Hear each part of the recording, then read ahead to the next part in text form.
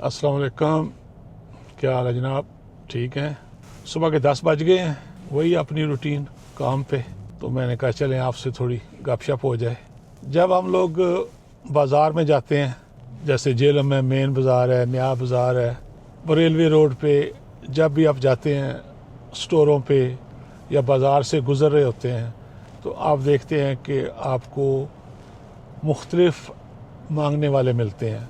कुछ औरतें होती हैं छोटे बच्चों के साथ, कुछ लोग माजूर होते हैं, कुछ नाबीना होते हैं। इस तरह करके वो मांग रहे होते हैं। उसके बारे में लोगों की मुख्तलिफ़ राय है कि इनको देना चाहिए या इनको नहीं देना चाहिए। कुछ लोग ये कहते हैं कि ये प्रोफेशनल मांगने वाले हैं, तो ये उनका पेशा है, तो जब आप नहीं देते उनको तो बुरा महसूस ना करें कि भाई इसको ज़रूरत है और मैं इसकी हेल्प नहीं कर पा रहा। एक तो ये है। दूसरा ये है कि लोग आपसे अपनी मजबूरी बयान करके तो पर्दे में आके कहते हैं कि भाई हमारी आप हेल्प कर दें, तो वो भी एक है सिलसिला। अब उसमें भी कुछ वाकई ज़रूरतमंद होते हैं और कुछ का ये तरीका वारदात है कि ज़ाहिर है कि वो माशरे में ऐसी उनकी जगह है कि वो बाहर जाके गलियों में तो नहीं मांग सकते, तो वो फिर इस तरह करके ऑन इंडिविजुअल बेसिस वो कोशिश करते हैं। इसी तरह गांव में देहातों में मैंने अक्सर देखा कि वो एक रूटीन के साथ मुख्तलिफ लोग आते हैं आपके दरवाज़े पे, तो कभी आटा, कभी रोटी, कभी पैसे।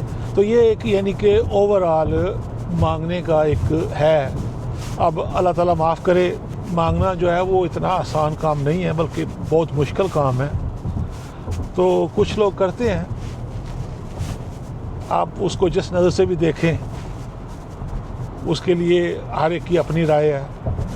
हम सब को वैसे भी एक दूसरे की जो राय है उसका एहतराम करना चाहिए हर लिहाज से। हर एक को अपनी राय रखने का हक़ है। आज जो मैं बात करने जा रहा हूँ वो ये है कि ये मैं देख रहा हूँ हर साल, स्पेशली ये रमज़ान के पहले रमज़ान में हमें मीन्स के यहाँ पे लोगों को व्हाट्सएप पे बहुत कॉलें आती हैं पाकिस्तान से। कभी औरतें होती हैं, कभी बंदे होते हैं मर्द, तो कुछ तो सीधे सीधे कहते हैं भाई हमारे हालात ख़राब हैं तो आप हमारी हेल्प कर दें। कुछ फिर वो जो है वो ज़रा परेशानी वाला माहौल बना के बात करने के अंदाज़ में, तो वही हमारी बेटियां हैं, उनकी शादी नहीं हो रही, मैं बीमार हूँ, वालिदैन बीमार हैं। अब वो तो ज़ाहिर है कि अल्लाह ताला सब की परेशानियां दूर करे, सब की बीमारियां दूर करे, वालिदैन को भी और वैसे भी सबको सेहत दे, बीमारियों से बचाए। अब ज़ाहिर है कि वो पता नहीं कहाँ से ये नंबर लेते हैं हमारे, क्या आपको भी इस तरह कॉलें आती हैं? ज़ाहिर आती होंगी, अगर मुझे आती हैं तो सबको आती होगी यहाँ पे। लेकिन अमेजिंग कि वो कैसे आपका नंबर ले लेते हैं, बड़े तरीके से मतलब बात करते हैं वो। तो इस तरह के जो मुझे मैसेज आते हैं मैं उनको रिस्पॉन्ड नहीं करता, वो तो बल्कि ब्लॉक कर देता हूँ उनको। अच्छा, फिर कुछ ऐसे लोग भी आते हैं कि वो समहाउ आपसे कुछ तल्लक वास्ता निकाल लेते हैं कि भाई मैं उसी इलाके से हूँ, या मैं जो फ़लाँ आदमी है कोई भी उसका ये हूँ, इस वक्त जो है वो मेरी पोजीशन ठीक नहीं है, तो आप मेरी हेल्प कर दें। तो आज सुबह मैंने देखा कि किसी ने मुझे इंस्टाग्राम पे फॉलो किया है, तो फिर देखा कि मैसेज है, और मैसेज ये था कि मैं जो है ना वो थोड़ा मुश्किल में हूँ, तो आप मुझे कुछ भेज दें पैसे, तो ये मेरे जो मुश्किल दिन है ये गुजर जाएंगे। तो वो थोड़ी सी जो डिपी नज़र आ रही थी उसमें तो बंदा इंतहाई रीज़नेबल है। ऑफ कोर्स मैंने उसको भी ब्लॉक कर दिया। तो ये तो मेरे ख्याल में वो स्पैम कह लें, आप जो भी कह लें, चलता है। तो मैंने समझा कि इनको नाम देना चाहिए डिजिटल बकारी, डिजिटल मंगते।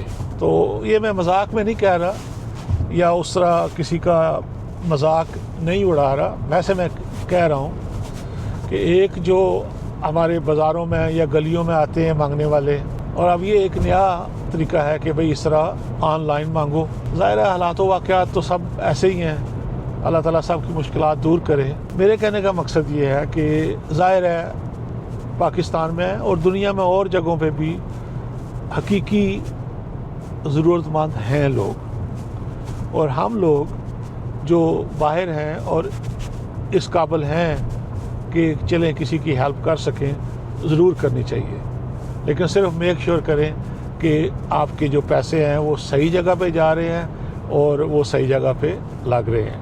تو اس سے یہ ہے کہ آپ کے جو پیسے ہیں وہ صحیح کام آئیں گے، کسی کا بھلا ہوگا۔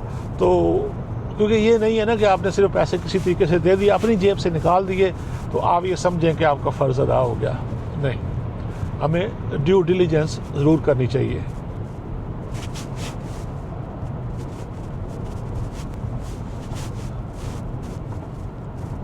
یہاں پہ بھی آپ کو مانگنے والے ملیں گے جمعہ کی نماز کے بعد، وہ تو زیادہ تر عورتیں ہوتی ہیں عید پہ، اور دوسرا انفارچونیٹلی کچھ ہمارے دیسی لوگ، ان میں کہوں گا سبھی، پاکستانی بھی، انڈین بھی، کچھ بنگالی بھی، کہ جو وہ انفارچونیٹلی غلط کاموں میں پڑ گئے، نشے وغیرہ میں اس طرح کر کے، تو وہ نظر آتے ہیں کبھی کبھی۔ چونکہ جہاں پہ میرا آفس ہے نا، تو ظاہر ہے کہ وہ بہت بڑی اپنی دیسی کمیونٹی ہے، تو یہ تھوڑا سا ہے پریشانی والا کہ پتہ نہیں وہ کس طرح یہاں پہنچے تھے، ان کے والدین نے کس طرح ان کو یہاں بھیجا تھا، یا وہ والدین کے ساتھ یہاں آ گئے تھے یا پیدا ہی یہیں پہ ہوئے، تو بدقسمتی سے بس وہ ان کی صحبت ایسی چل پڑی۔ اللہ تعالیٰ سب کو سیدھے راستے پہ رکھے اور والدین کو اولاد کی پریشانی سے بچائے۔ یہ بہت بڑی تکلیف ہوتی ہے، بہت بڑی۔ تو اللہ تعالیٰ سب پہ اپنا کرم کرے۔ زندگی کا سلسلہ ایسے ہی ہے، انسان کی زندگی میں اتار چڑھاؤ، خوشی غمی، یہ حصہ ہے زندگی کا۔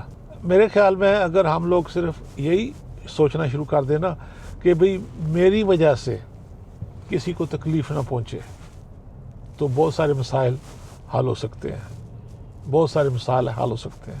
تھوڑی ٹریفک لگ گئی ہے ادھر، میرے خیال میں کوئی روڈ ریپیئر کا کام ہو رہا ہوگا، یہ اکثر ہوتا ہے برف کے بعد۔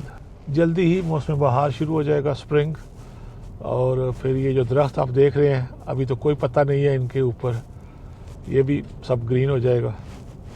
اس سال سردی بہت پڑی ہے، ویسے بہت سردی پڑی ہے۔ سب سے سردی جو ہے نا وہ اس وقت آپ کا حشر کرتی ہے جب آپ چل رہے ہو نا، واک کر رہے ہوں اور تھوڑی سی اوپن جگہ پہ آئیں اور ہوا چل رہی ہو، اس وقت تباہی کر دیتی ہے وہ۔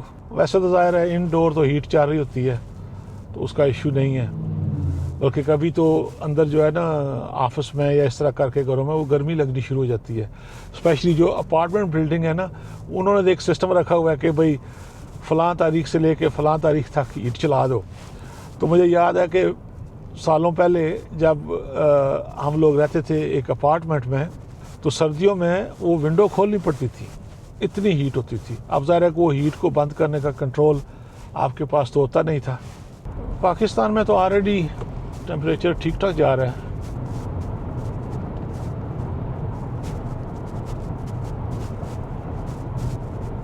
آج کل رمضان کی وجہ سے آفس میں جو ہمارے روزے دار لوگ ہیں وہ کم آتے ہیں، تو وہ آئیں گے زیادہ اب عید کے بعد، کیونکہ عید کے بعد بھی تقریباً 3 ہفتے ہوں گے ٹیکس کے لیے۔ Welcome to Jackson heights.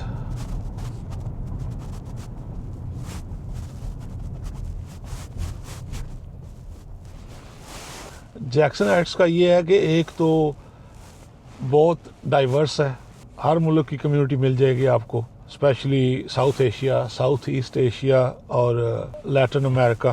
اور دوسرا یہ ہے کہ یہ جو جیکسن ہائٹس کا ٹرین سٹیشن ہے یہ بہت بڑا ہے، کافی ٹرینیں یہاں سے گزرتی ہیں، اور ساتھ میں جو ہے نا بس سٹاپ بھی ہے بڑا۔ لگواڑیا ایئرپورٹ بھی زیادہ دور نہیں ہے، تو اس لیے نا یہ کافی ہے پاپولر۔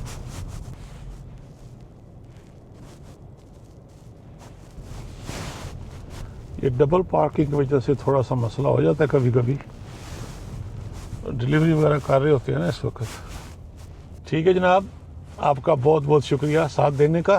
تو انشاءاللہ ملاقات ہوتی ہے آپ سے اگلے ویڈیو میں۔ اللہ حافظ۔